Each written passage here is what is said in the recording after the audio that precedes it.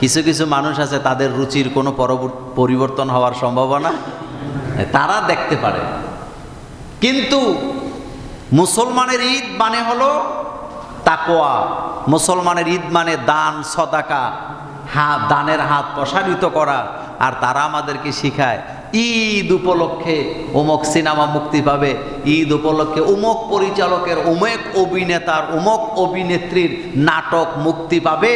আর কিছু কিছু নোংরা নিম্নমানের পরিবার আছে, তারা তাদের ছেলেমেয়েগুলিকে নিয়ে এই ধরনের ঈদের নাটক যারা দেখে তারা কখনো রাসূলুল্লাহর প্রিয় উম্মত হতে পারে না।